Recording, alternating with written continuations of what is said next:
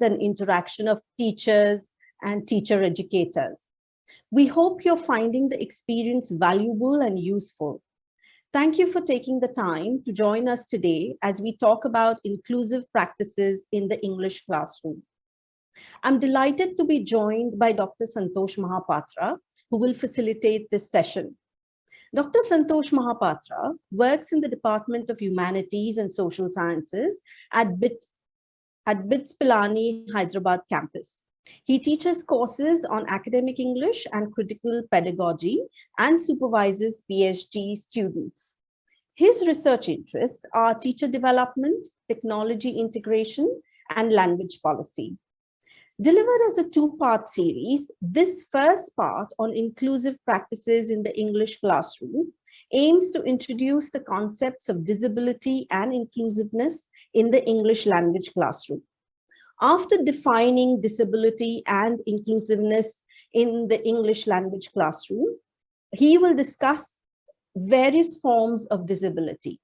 Later, he will highlight what a teacher can do to identify students with special needs. Finally, he will conclude with how mainstream educational institutions can create an inclusive space for teachers with disabilities. You will also get an opportunity to share your experiences and have time to ask questions and interact with Santosh. Over to you, Santosh. Thank you, Ashwini. I'll share my screen.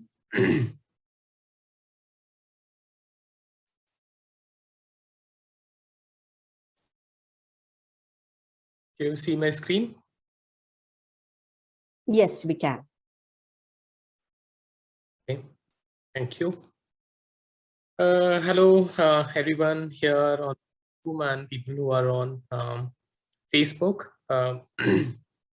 Thank you for joining me here, and British Council for inviting me to conduct this webinar. We'll be talking about inclusive practices in the English classroom. It's an important topic, and I think all teachers, irrespective of where you're teaching, at what level, which kind of students, be aware of how to define disability and how to identify disability and how to promote inclusive practices in your classroom. So in this webinar, we'll be talking about first we'll try to define disability in some way, and then various forms of disability, and then how to identify students with special needs. And then finally, we'll talk about creating inclusive spaces for teachers with disability. So let's start with the first one, defining disability. Before we talk about it, let me start with this.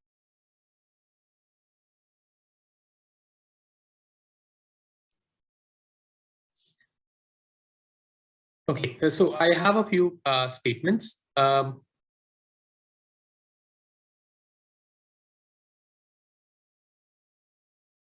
These are 4 statements. Can you take a screen of the statements here?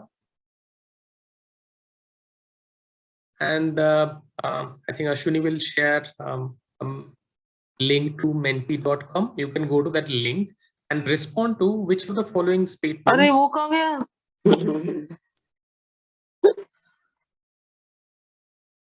are true about disability. Okay, you do that.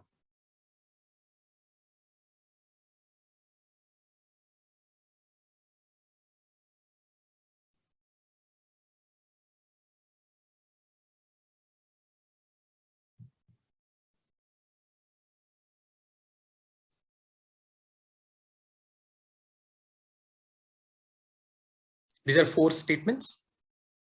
I'll read out. All one experiences some kind of disability during their lifetime. That's the first one. Around 15% of world's population is experiencing disability. Second one. Third one, disability is a result of the personal and environmental factors. Fourth one, disability has 3 dimensions: impairment, activity limitation, and participation limitation. So you go to that, go to menti.com and respond to this. We have shared the link. Let me know what you think about these statements, which are true about disability.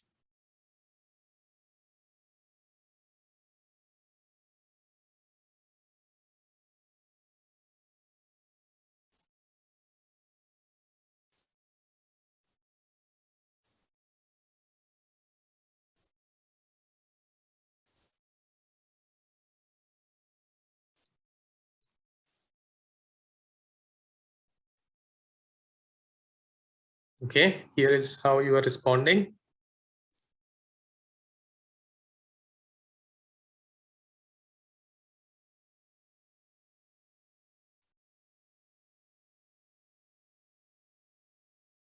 Okay.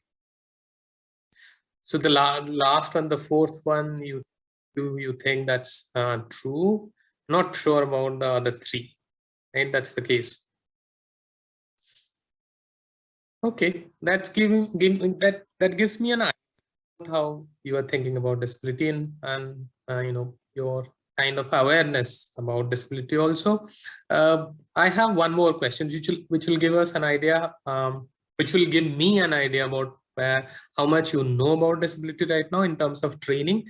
Let's go to one next question. Okay, I have four options here. I'm just checking how aware you are of inclusive education. First one, aware, but no technical knowledge. Second one, aware with some technical knowledge. And then third one, with some training in inclusive education. And the fourth one, formally trained in inclusive education. Can you respond to this?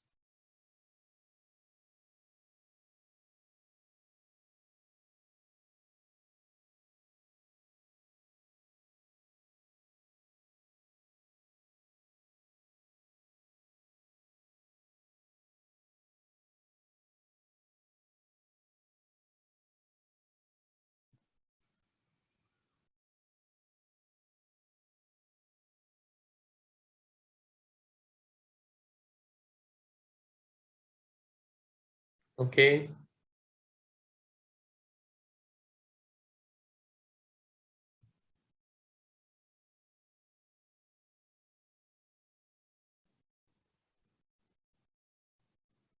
Oh, so we have kind of a mixed group here. People have some training, and some people have some technical knowledge. Some people are aware, but they don't have any technical knowledge. Technical knowledge here means if you know how disability works, different types of disability, how to identify basic things, may not have training, formal training as such. Okay, so this is where we stand. We'll go back to our presentation and continue. Okay, so these statements are these are direct statements from United Nations and World Health Organization. All these four statements are true about disability. It means all of us who experience some kind of disability during our lifetime. 15% of world's population is experiencing disability at any point right now. And disability is a result of interaction between personal and environmental factors. We'll talk about these things in some more detail in the in this section, in this session. So let's go on. So when we think about this interaction between personal and environmental factors, I'm thinking about these two factors. And I'm thinking about in personal, we have two kinds of factors. One is physical, one is socioeconomic. In environmental, also you have social services and accessibility. And the fourth one is policy or legal. Now let's look at some of the some examples. Okay, then we will have some discussion, but let's start with some examples. Okay, and together they create they are responsible for disabilities. So in physical, I'm thinking about whether somebody is a male or a female, whether somebody has hearing impairment, some kind of impairment which is very personal. And in socioeconomic, I'm thinking about whether you are poor, whether you are rich, whether you are educated, whether you are literate, these factors. In environmental, I'm thinking about whether the place is a rural area or it's a city, whether the locality is a rich locality or a poor locality, and the attitude of the that area, the people around, if it's positive towards disability, and or if it's negative towards disability. In services, I'm thinking about whether we have a place which is which has which offers proper healthcare or not, whether it's inclusive, the schools are inclusive. And in terms of accessibility, there are places which are accessible, places which are not really accessible, places which are highly accessible. So you can have different kinds of in terms of accessibility, you can find places. And in terms of policy and legal issues, you can think about an approach to disability where you think that, oh, he is disabled or she is disabled, let's help them because they can't do anything on their own. That's kind of a charity approach. And then there is something like anti-discriminatory approach where you are against discrimination. That's why you are acting. And there is one more type of approach, which is supportive, where you create an environment or make arrangements so that they are taken care of or they are supported so that they can act normally like people who are not disabled. Now think about how personal and environmental factors interact with each other to create situations for people, or to how people, disabled people, how they they function in a society, or they find it difficult to function in a society due to the interaction between personal and environmental factors. Can you give me some examples in the chat box how these two types of factors interact? Can you give me some examples in the chat box?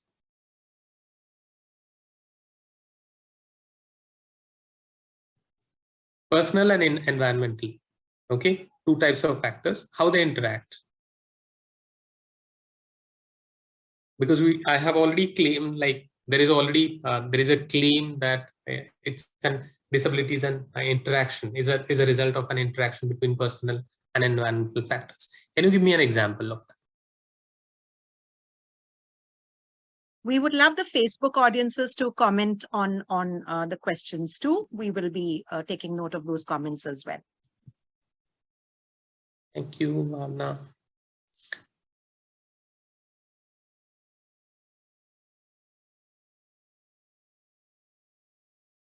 Anita has posted something. Yeah, lovely.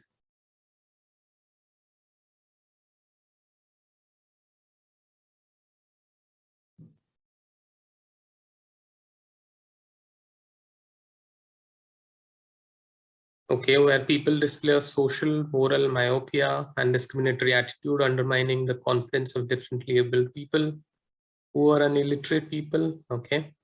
The interaction between the environment the child grows up, socialization. Okay. Anything else?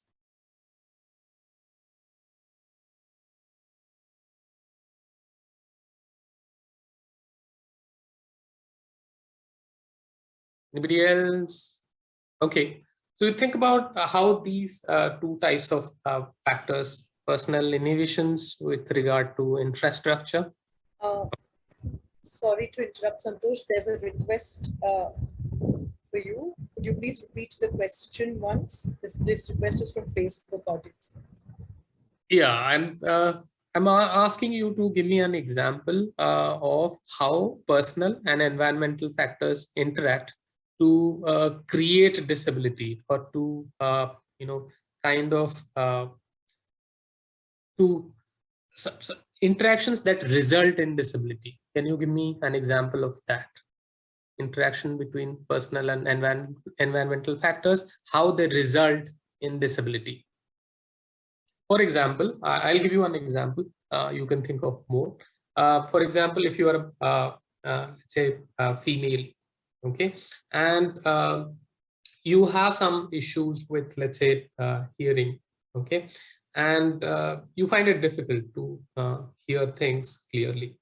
And then in your family, if people are not really supportive of women, okay, women's education, not really careful about, not really empathetic towards women.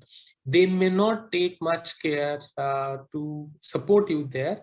And in the process, you may not be able to go to a school and study regularly like people who don't have hearing impairments. So in a situation here, you see that the attitude of parents or family members interact with your the females or the child's or the girl's hearing impairment, and then there is a situation because of that there is disability which is there. Personal baggages and environmental stressors can collide and force. Okay, poor learners do not have a chance to participate. Yeah, that's a good one. Thank you so much, and keep thinking about this. We'll go to the next one and think about more such examples, cases, so that we get an idea how these things work. And you, when you go back to your school, you can relate to a lot of these things. Okay.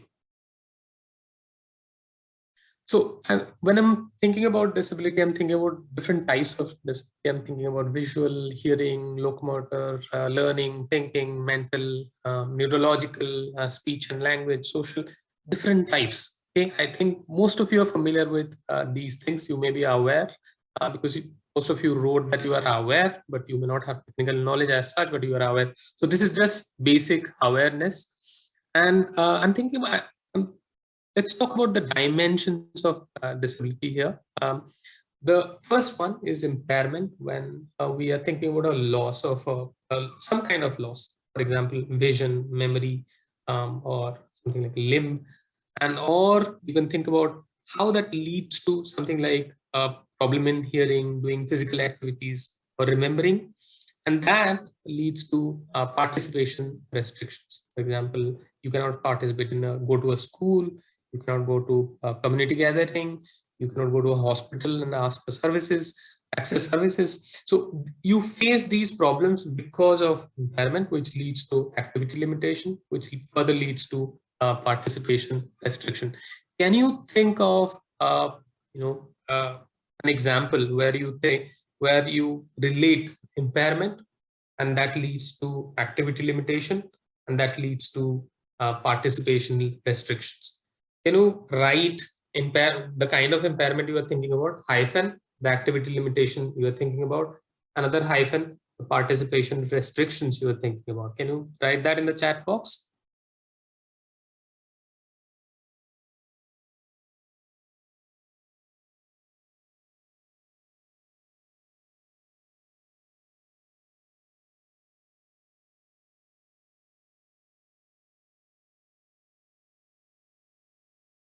Can you write here?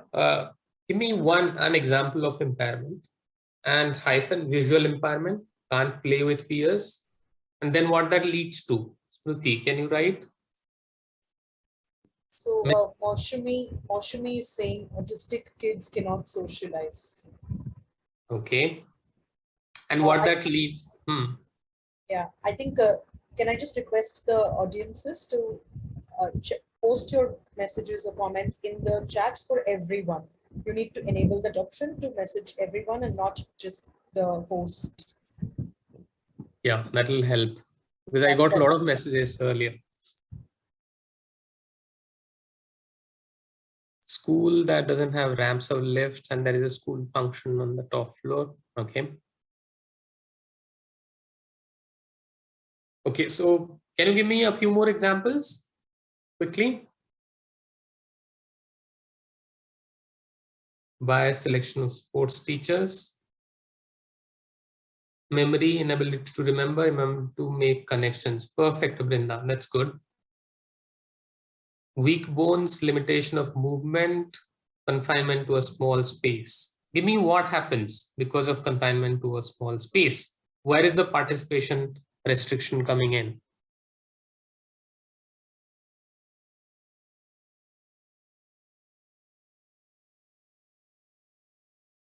Visual impairment, low visibility, difficulty in drawing in a school.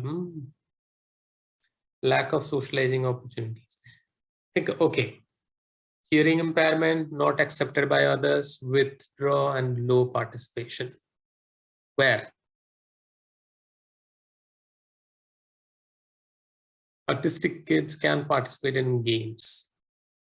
Okay, so we are thinking about, you have hearing difficulty, then you cannot really communicate with others, and that kind of discourages you to participate in, let's say, gatherings, social gatherings. So yeah, that's a sad case here. Anita is talking about. Okay, so you have been able to connect impairment and how that leads to activity limitation and how that has an impact on participation restrictions. Okay, now let's move on. Go to the next slide.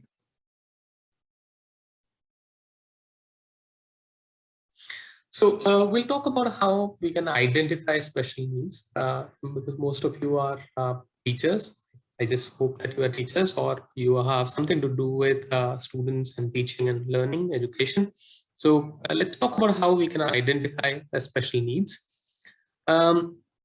So when we talk about special needs, I'm thinking about in terms of kind of a continuum. I'm thinking about whether it's a minor delay or a difference.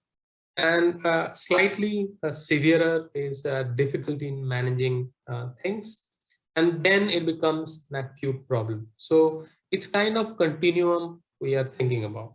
Okay, let's talk a little more about that. So when you look at the definition of special needs education, and we have this definition by UNESCO, do you please read the definition here?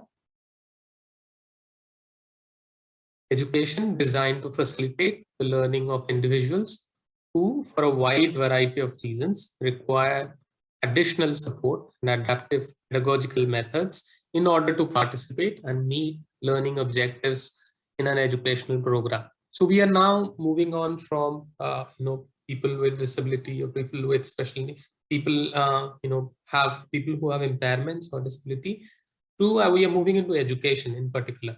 Okay, and we are thinking about three kinds of situations. One, which is a minor delay or a difference, like a child taking more time to learn things, to do things. So some kind of developmental delay. And such children generally lag behind a little. And slowly they catch up and they have some kind of difficulty at some point. Sometimes these things get stretched and things become a little more difficult to manage, where they, let's say, they lag behind, they fail in subjects and they are not able to cope with the syllabus, the curriculum that they have in the schools or colleges.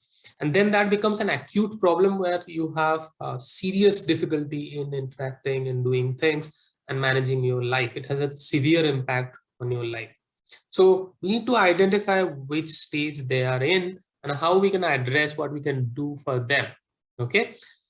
So when we are thinking about special needs, we are thinking about different factors here. To start with, we are thinking about the social factors, how societal factors are responsible for such situations. We talked about earlier how these things can have an impact on how you are functioning. Then you have development related. If you have to give me an, I'll ask you for examples. These are four factors I'm talking about: societal, development related, family related, and school related. Okay, so when we are looking at special needs, we know that these four factors play a role in how much, what kind of needs students have or your learners have in the school or in your college, wherever you are teaching. So can you give me an example of each of these four, and we'll then discuss what kind of impact these factors have on the kind of special needs they have. Can you give me an example of each one of these? Societal, development related, family related, school related.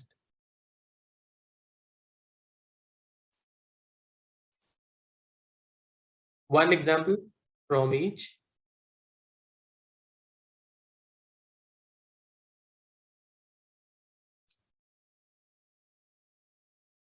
Societal, difficulty in engaging with peers. Okay, school related to reading and writing problems. Okay.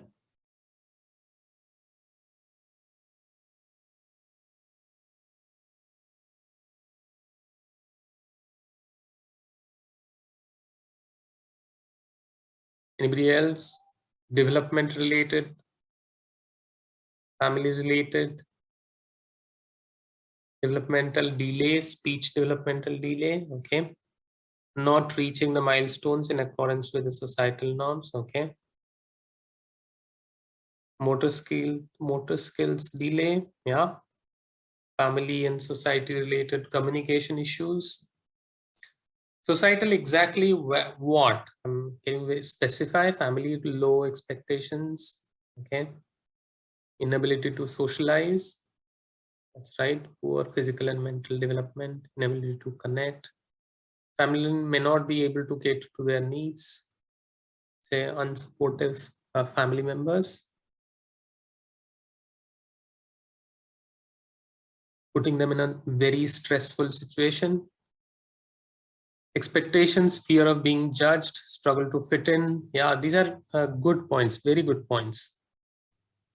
EQ frequency, parents not educated. Okay, these factors may have an impact on the kind of special needs a child has. And these factors interact with each other also.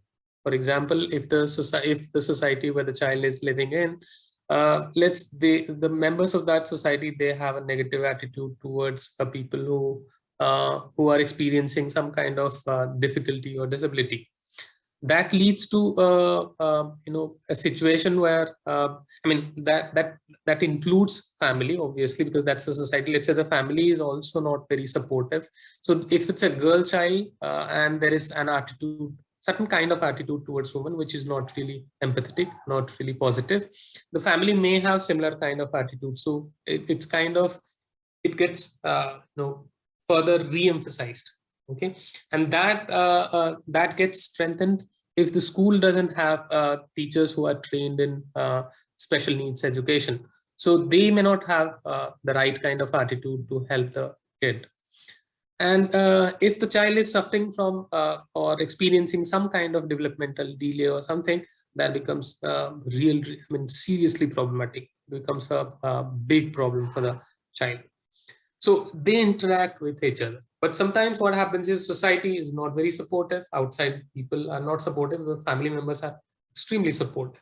So there is an interaction also happening. The child may get support at home. So the kind of problems the child is facing, that will require different kind of attention in that case, because the family is already supportive.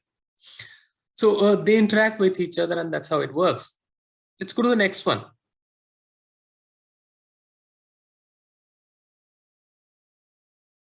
So at school, when we think about identification of special needs, there is no one way of doing it, no universally acceptable way of identifying special needs, because governments generally interpret disability or learning difficulties in their own ways, and they have their own framework. So it may vary from one government to another.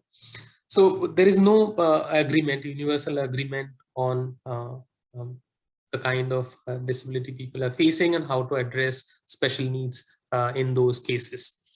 Across, I'm talking about internationally, there is no agreement as such.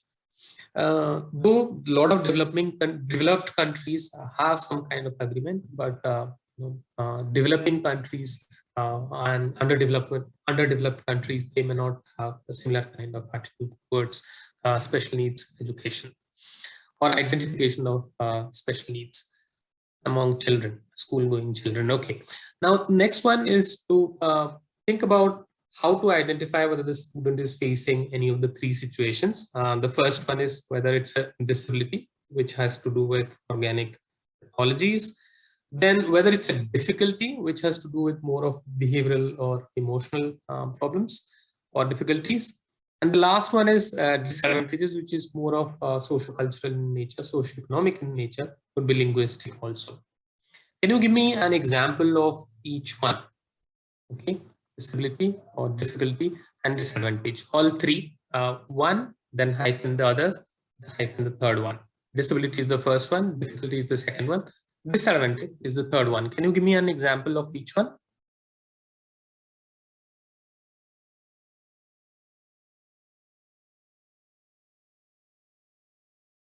Think about your the kind of children or the kind of students you are teaching. Think about disability in case of such those children, and think about difficulties in terms of those children or disadvantage in terms of those children, and write in the chat box. Can you do that?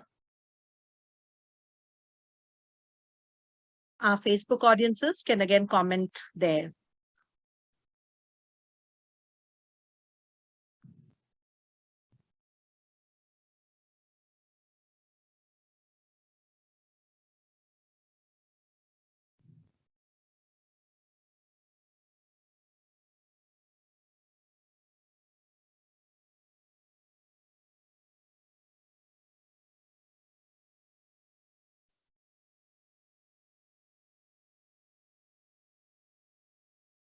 In organic way, I'm thinking about motor difficulties. I'm thinking about neurological difficulties. I'm thinking about nerve-related difficulties. Okay, disabilities. And in difficulties, I'm thinking about behavioral and emotional. They are not really organic in nature. And the last one is disadvantage.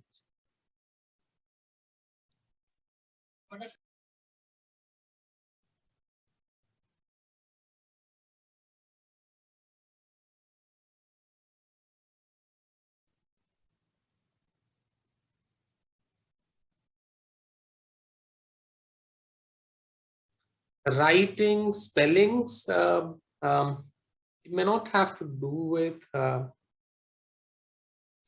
and not always related to a nerve disorder or something like that. Difficulty in getting appropriate marks. Okay.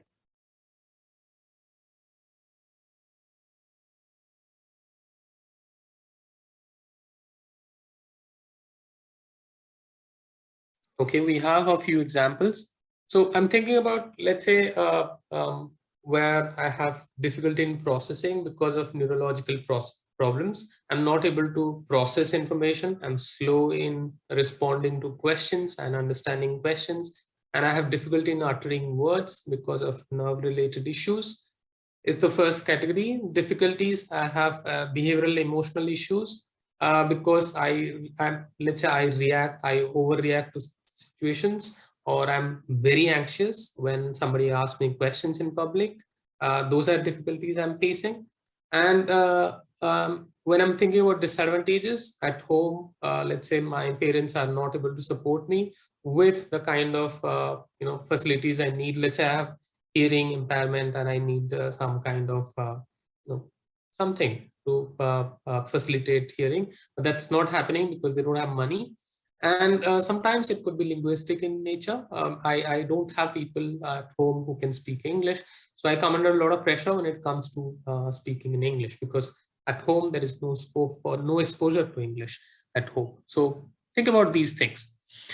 So as a teacher, you need to identify whether this kid, the kid that we are thinking about has some kind of disadvantage, some kind of disability, or some kind of difficulty, or some kind of disadvantage. Okay. Once you identify, let's go to the next stage.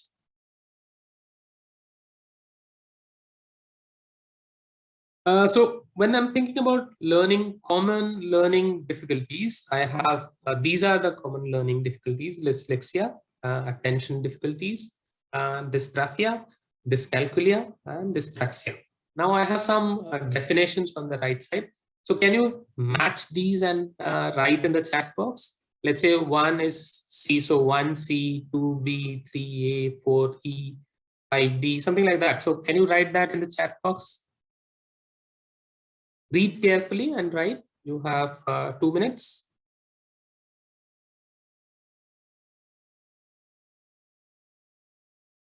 Yeah, that's right. Thank you, Radhika. Physical disability child cannot work properly. 1B.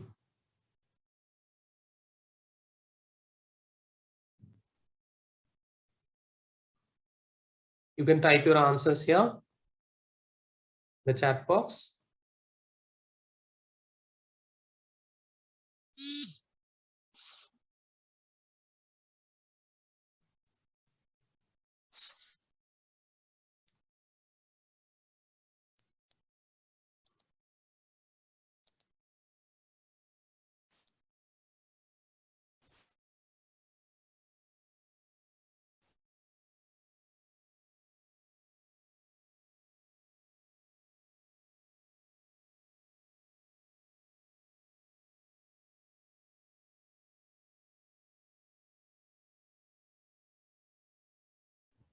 We have responses coming in from our Facebook audiences as well.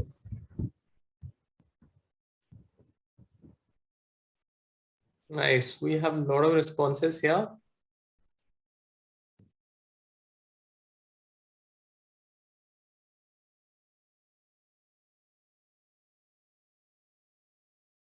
Most of them are correct. Okay. Let's check.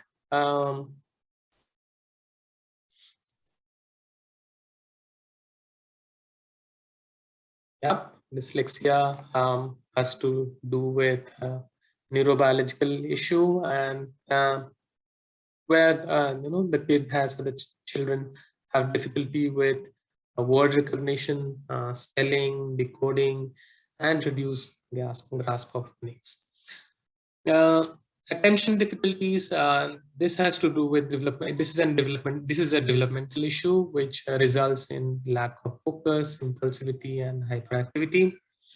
Dysgraphia has to do with mostly problems with writing, and this is also a neurobiological issue.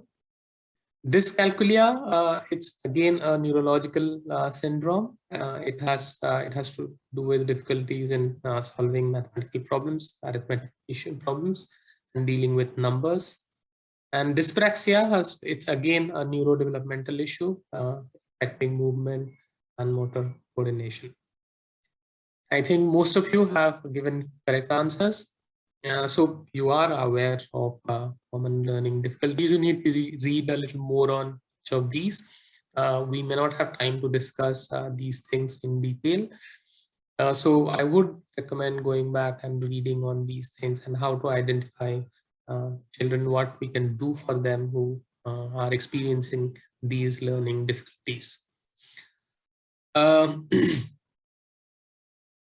So from learning difficulties, now we are moving, because in the second webinar, we'll be talking about how we can help learners with learning language-based learning disabilities.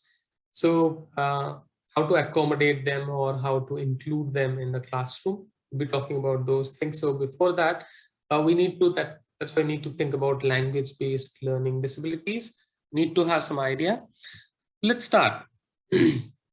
So when we are thinking about language-based learning disabilities, we are thinking about difficulty with paying attention to reading, finding meanings of words, and writing, which includes spelling, grammar, and mechanics, punctuation and all, and then listening and organizing information, oral comprehension, expression, so many others are there under this category. So when we are thinking about language-based learning difficulties, I'm thinking about three types. Okay, one which is manageable, which includes minor issues which you can address at your level. If you are aware, if you have some training, you can address and manage. And learners who experience such difficulties, they can still manage, and there is no significant impact on their academic achievements as such due to such issues. When it becomes severe, it starts impending language behavior, and it becomes very severe, and then it completely disrupts your language behavior. Then you find it very difficult to use language, and it has a serious impact on your academic career and all that. And of course, there'll be psychological consequences, negative consequences. So can you give me an example of the first category, the second category, and the third category, manageable, severe, and very severe, in the chat box? And Facebook people, you can do the same. Thank you, Ashwini, for posting the question. Can you respond to the question? Give me an example of each category. Manageable, severe, very severe. Manageable is something they can manage with, and that may not have a significant impact on their academic achievements or functioning. Second one is severe, which may impact their language behavior in some way, and but may not cripple them completely. But the third category may completely spoil their academic functioning, or may severely impact their academic functioning. So can you give me an example of each one? Because I have given you examples at the top here: manageable, incorrect spellings, newly introduced vocabulary, mild hesitations, pausing between reading, incorrect pronunciation, accent, okay, stammering and stuttering, okay.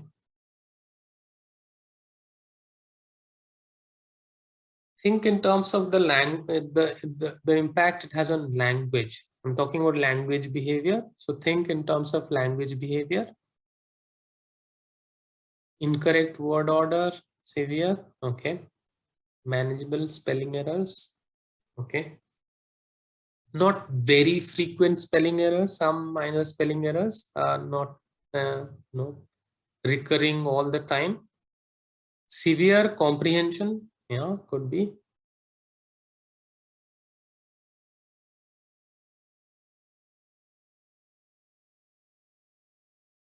Very severe, okay.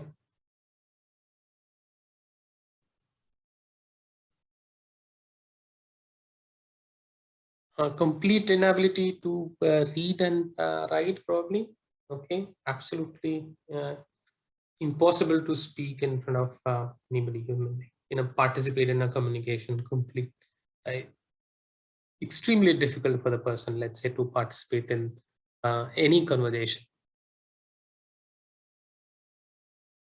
Comprehension, let's say, almost impossible to understand, read and understand anything. Neelam, can you think in terms of language difficulty exactly? I'm thinking about language learning difficulties.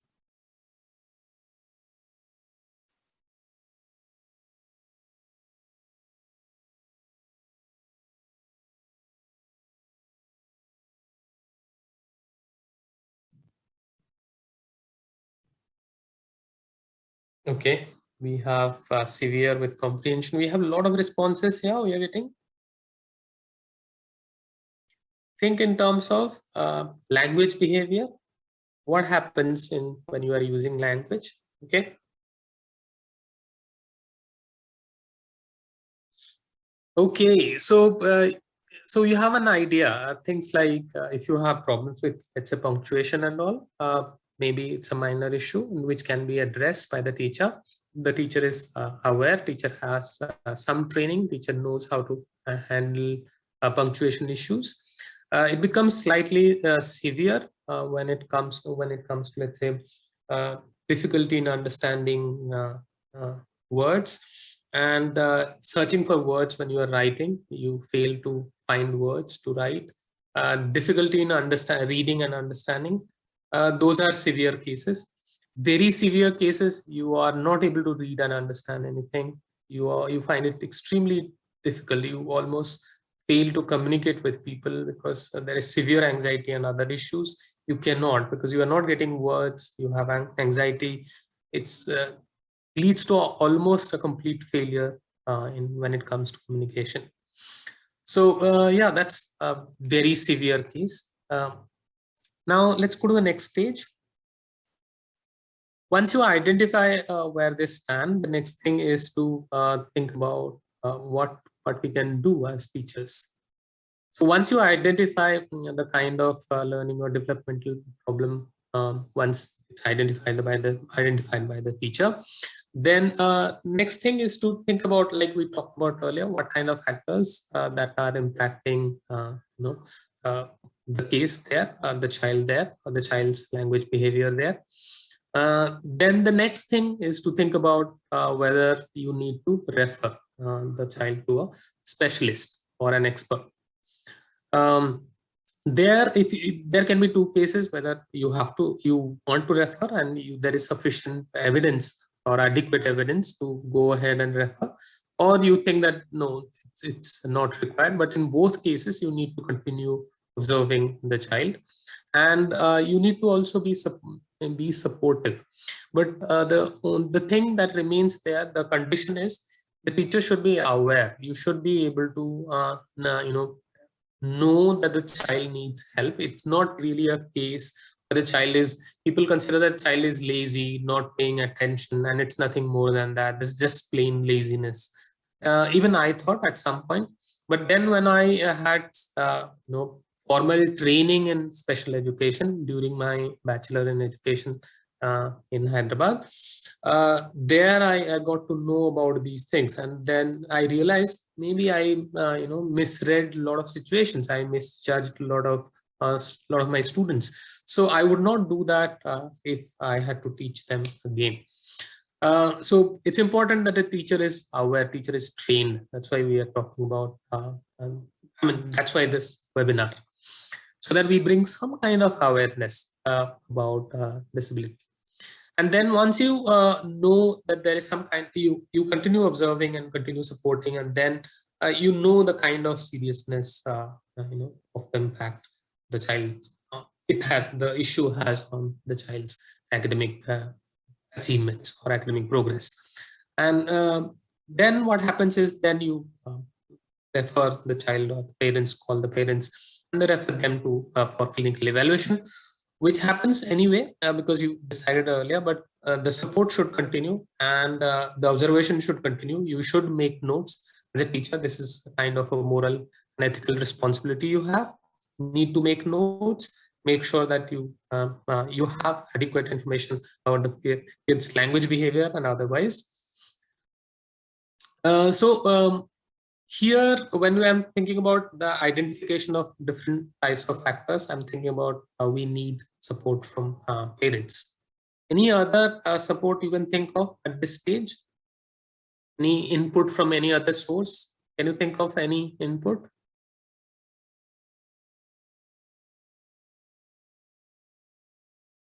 Okay, keep thinking. But checklists are available, questionnaires are also available. So those should be used by the teacher. Those are available on UNESCO websites.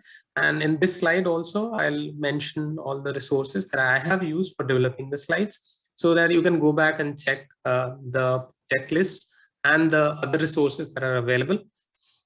Support from an in-house counselor, that is available only in elite schools, not in normal Indian schools or schools.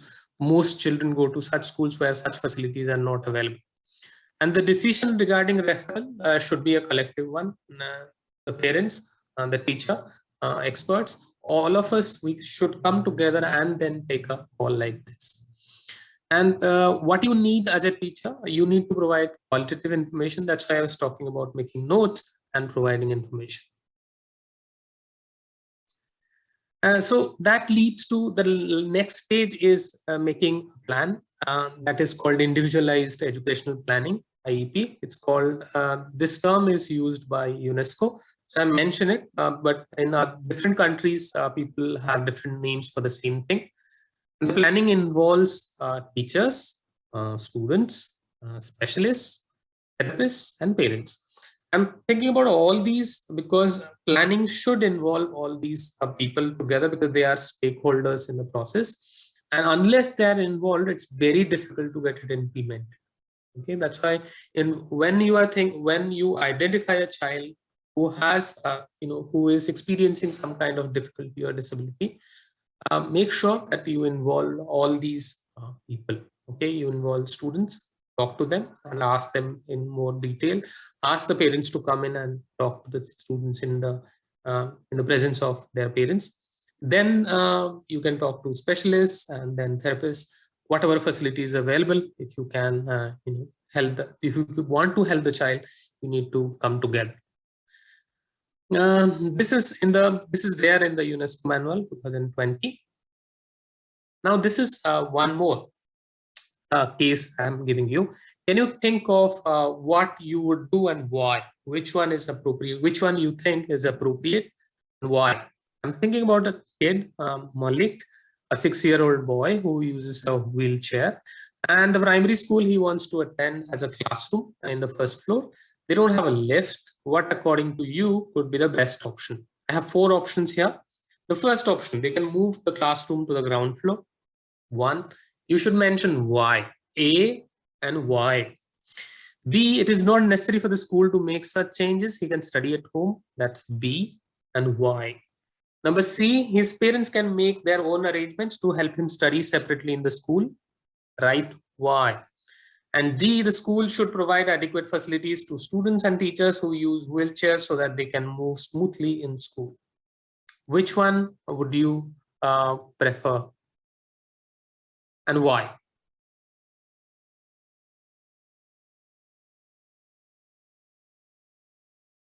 Write why. Just mention in a line why you would choose one of these options.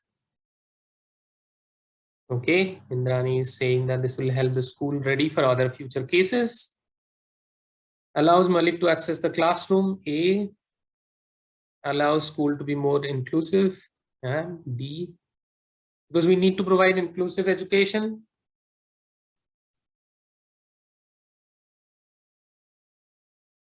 Ideally D, but if you are low on funds, then A.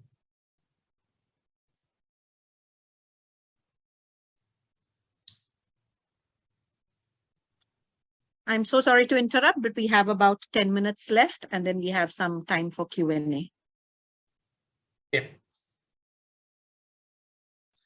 Okay, so I'm saying that, yeah, A and B are good options and empathetic options in many ways. A is possible, somebody rightly pointed out, if the school may not have many options. The school may not have many options. In that case, A is an option they can think about, consider.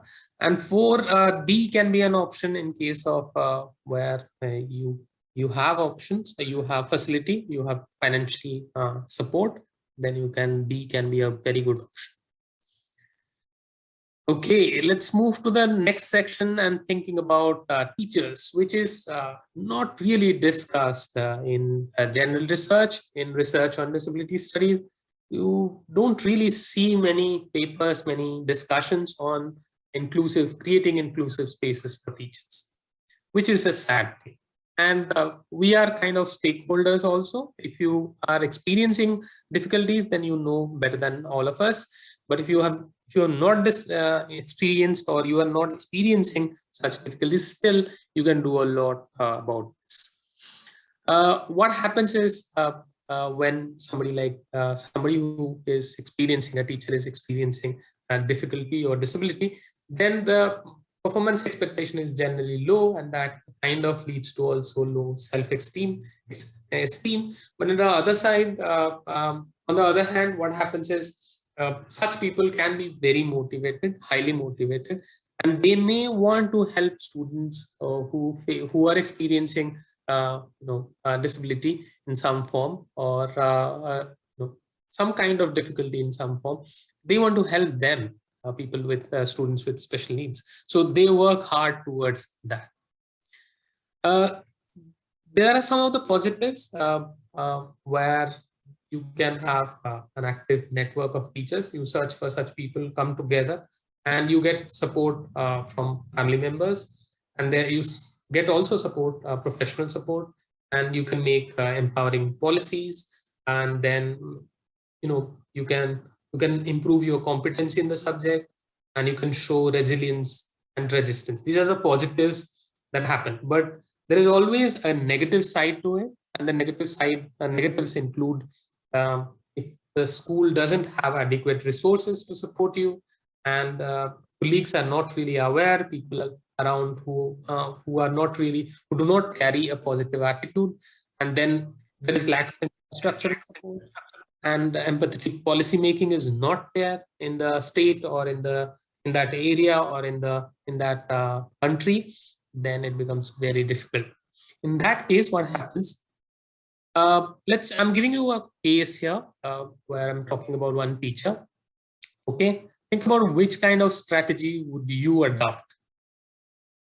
Miss Simran is an English teacher in a government school in Hyderabad. She's almost 60 and she's very slow at processing information. Students laugh at her and she's considered incompetent by the headmaster. And asking, so you have 4 options here. I'm giving you 4 options. Asking students and the HM to behave properly with her by making them aware of legal consequences of misbehaving with a person experiencing disability. Then second option, organizing special needs awareness program. You need to choose one option, 1, 2, 3, or 4, and write why. 3, inviting SEN experts, special needs education experts, for conducting workshops and delivering talks in the school. 4, collaboratively arranging appropriate support for Ms. Simran so that she can teach without any problem. Which one would you choose and why?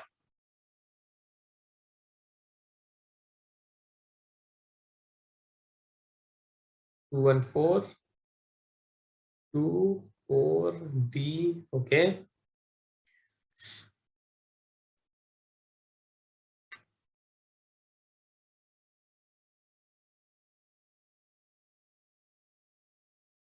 Can you write why?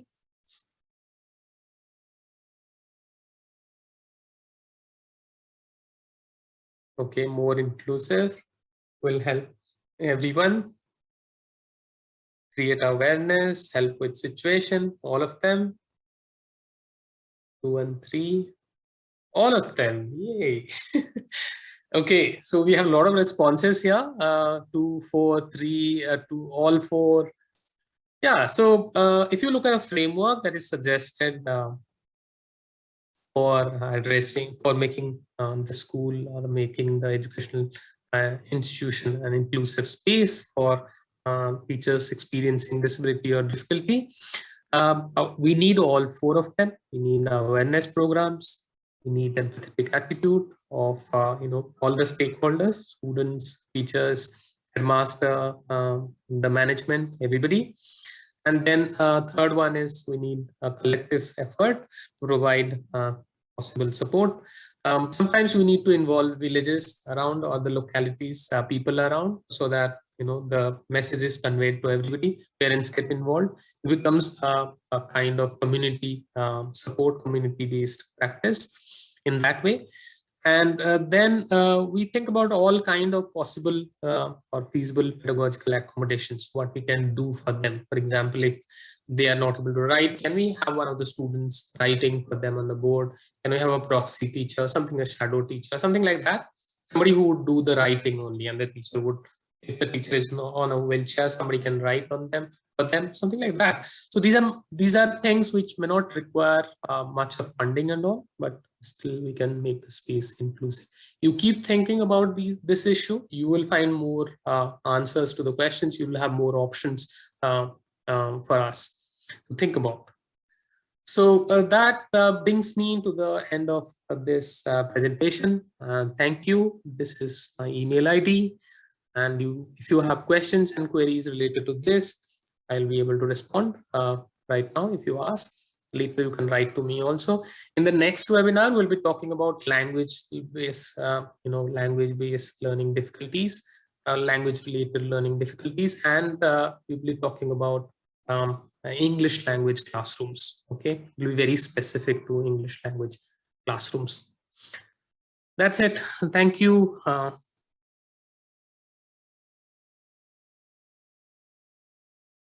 Okay, we have responses coming in. Bhavna, I'm done. Yes, thank you, Santosh.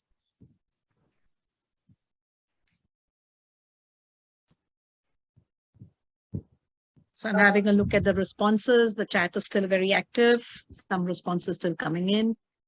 Ashwini, you want to take over? Yes. Please type your questions in chat.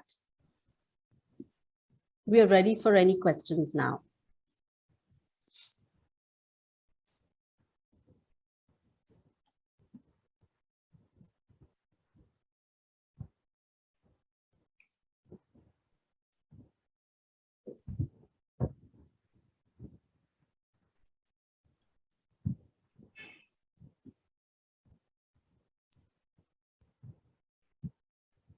Khaja Moinuddin is asking, managing inclusive classroom is a tough job in a resource constrained school.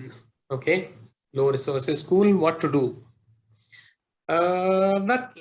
That's like facing the reality in India. I think most schools are like that.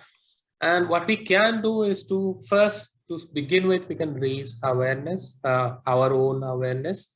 And later, after that, we can try to spread awareness by inviting somebody to talk about it in the school and requesting the headmaster to arrange 1 or 2 sessions for all the teachers and then for all the students on this issue.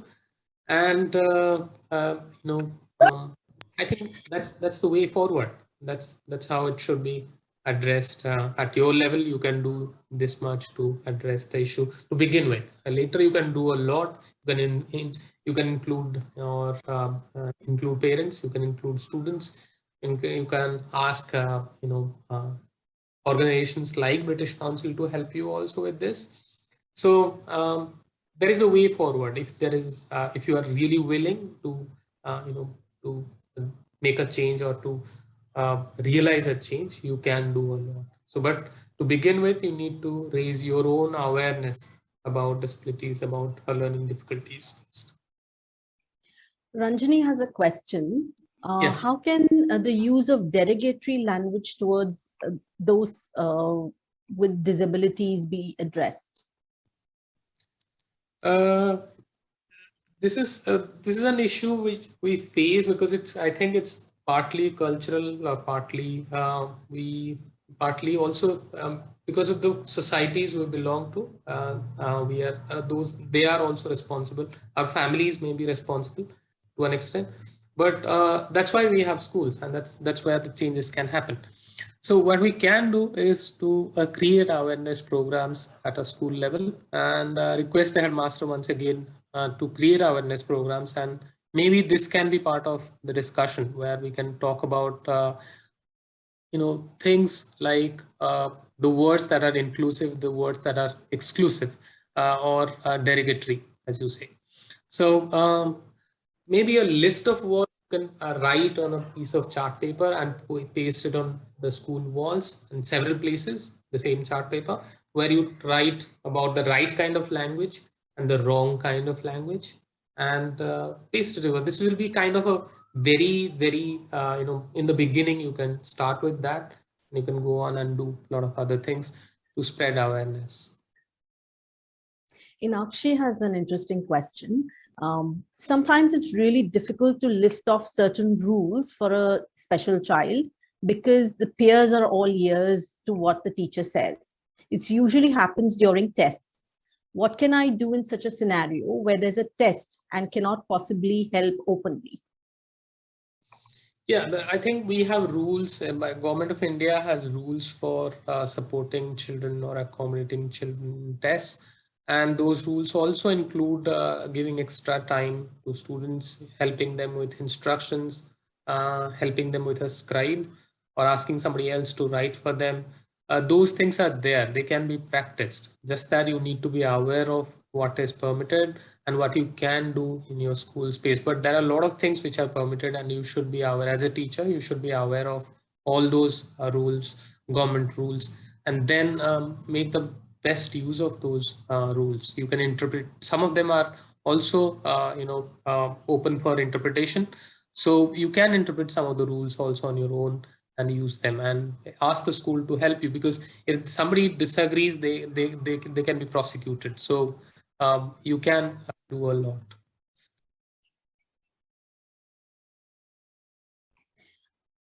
Moshmi has a question.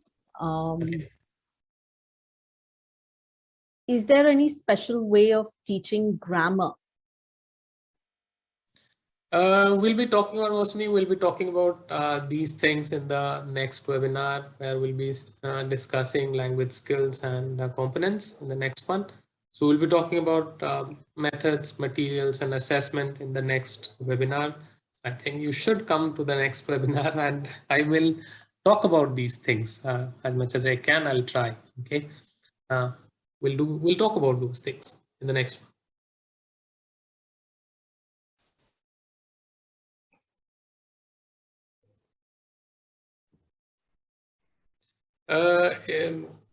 Sonali is asking a question. Are special needs teachers usually paid less than mainstream teachers? I think they're paid more if they are trained, properly trained and all. So yeah, they are paid more. And if you find kind of a good school, something like an international school or something, they're paid a lot more actually. And with a special B.Ed or M.Ed, the salary goes up really high. Okay. Here in Gujarat, Ahuti is talking about one situation: announced teaching English in government schools from standard 1, but special schools are excluded from the policy. An example of policymakers' prejudice.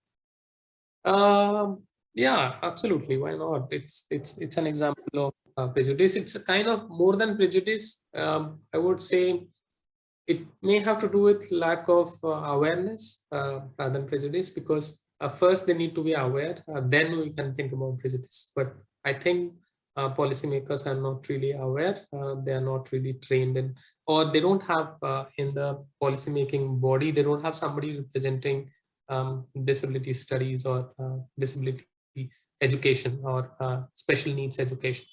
They don't have a member, which they should have ideally. That's why this is happening. And I really, it makes me sad thinking about the situation, thinking about a situation like that makes me really, really sad. But that's how it is right now. On Facebook, Gayatri has posted a couple of questions. Okay. How should she handle this kind of a situation in large classes?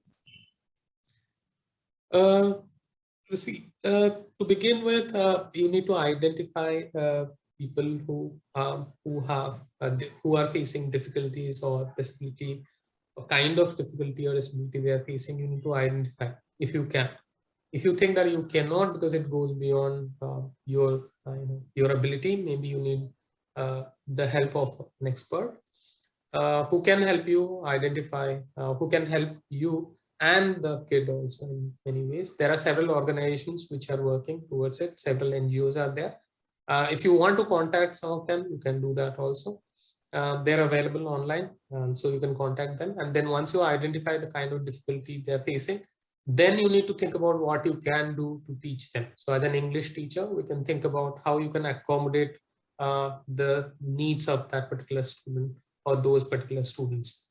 So it's important to keep notes. That's why I'm talking about qualitative notes. I'm thinking about field notes. So keep notes and write the names of the kids and keep track of, observe them carefully and see whether they are actually facing some kind of difficulty or disability. And then if you need specialist help, bring those. And then once you identify all that, then think about strategies you can adopt to address their needs. I think that should be the third step. And you should be really patient. But at the same time, you need to organize also, workshops or seminars and talks in your school. Take help of professional organizations working towards helping children with experiencing disability or difficulty, and take help of those people, and then do this. I think it's doable. It's doable. It's difficult, but it's doable.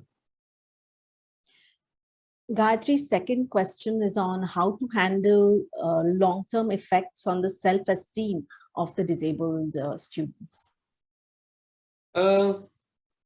It's a very difficult scenario. I think there is no, I don't have an immediate solution to this kind of problem. I cannot think of anything immediately that can help. But what you can do at your level is to talk to them as regularly as possible, make them feel good about themselves. This is what you can do.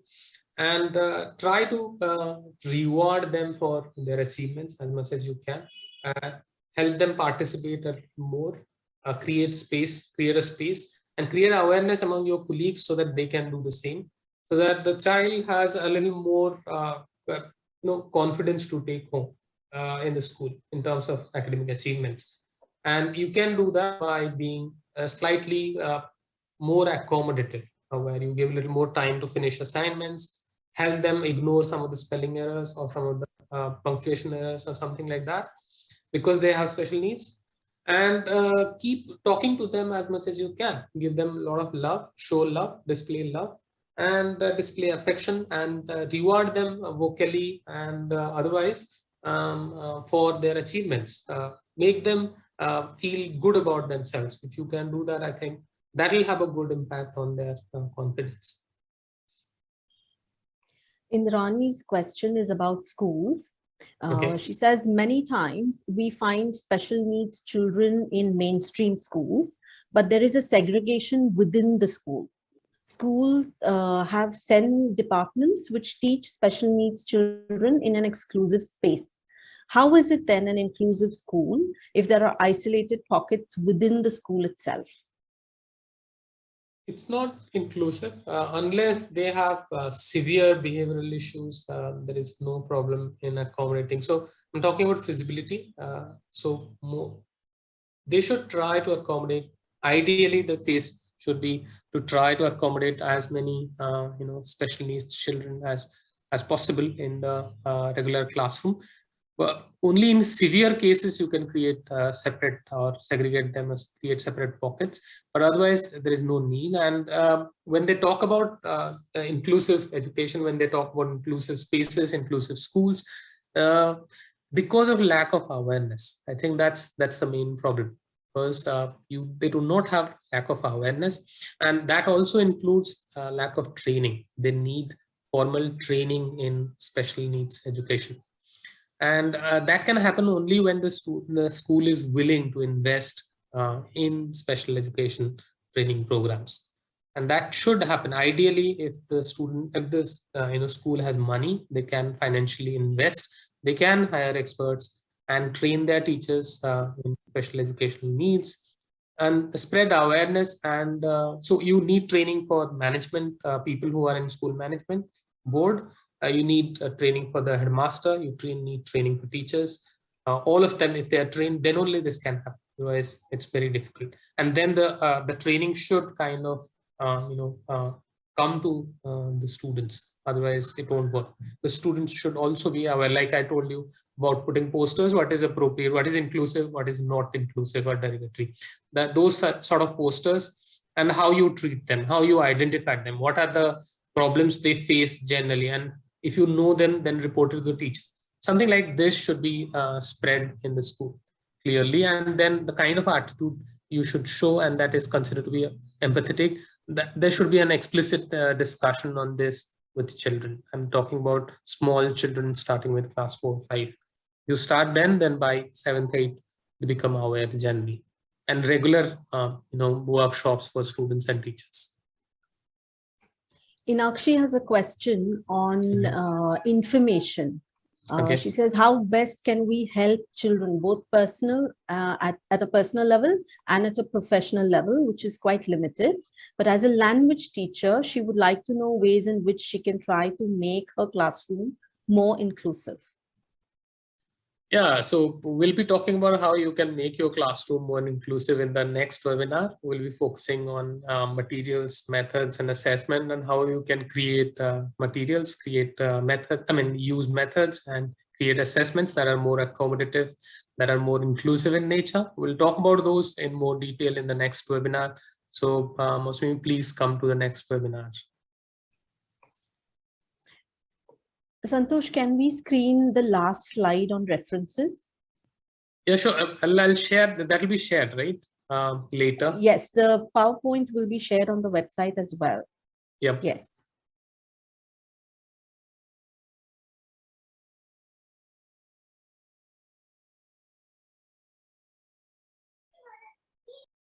I think with that, we come to the end of the Q&A session. Thank you, Santosh, for such an interesting session. I think this is definitely the need of the hour.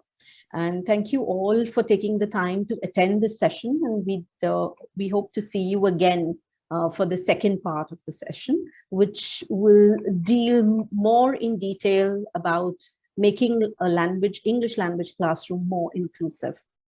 And thank you for the British Council team for supporting this webinar. Thank you so much.